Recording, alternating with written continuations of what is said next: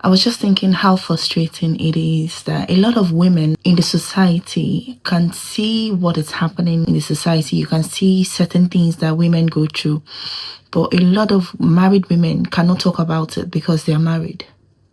Okay, so it's sort of left for single people or divorced people to talk about the ills. Divorced women and single women, they're now the ones who have to talk about it, and that's why they're labeled bitter feminists or bitter divorced woman and all of that. Because although the women who are married are feeling these things, and they also want to talk about it, a lot of them cannot talk about it because of just how the society is, how if they just start talking, before you know what's happening, they're reporting them to their husbands. Do you see what your wife is saying online? She's supporting feminists. So it's almost like we don't want married women. We feel like married women should not have an opinion except the opinion is allowed or checked by her husband. And I think that that is wrong. As a society, that is not really what we should be promoting. People should be fully individuals, even though they are married. Like you're married, you're in a union, the two of you are one. But that does not mean that both of you must speak in unison. United, we speak. Both of you can still be in a union and you still have two different opinions, right? It's okay for you to see life like this. And I'd say, I don't really see it that way. And we can respectfully agree to disagree, right? It's not, you should not be angry at me that I don't believe the same thing.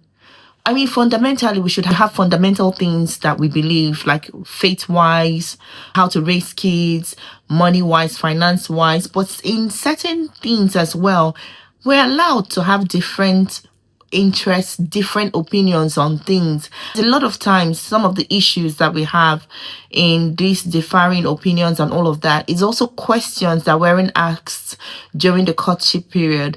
So let's say during the courtship period, let's say you made some mistakes, and then you get into the marriage and you see that, okay, you're a traditional man, I'm a bit of a modern woman. I still believe that I should have my views.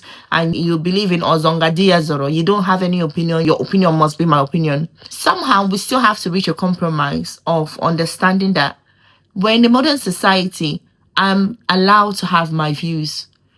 You can have your own views. So I might support what I'm supporting. You can say, I don't necessarily support the same thing that you support. Like, I don't necessarily believe that women have to do this, but I respect your opinion. You have to respect the differences in opinion that both of you have.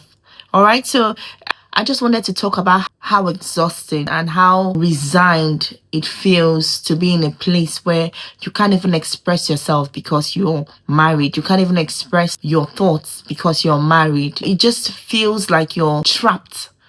Basically, you are trapped. You can't be yourself. And so I would like to say to a young person who is not married, if the person that you're with is not someone who you are yourself with, you're not the self that you're bashful with a guy. I mean yourself that I'm myself, these are my views, this is how I see life, and the person is okay with it. The person is not thinking, hey, this one that you think like this. It'd be like say you be feminist, so take that thing they're saying seriously. Being a feminist is not a bad thing. So just be with someone who you are yourself with. You can retain who you are. You can retain your individuality with this person. Okay, just wanted to say that.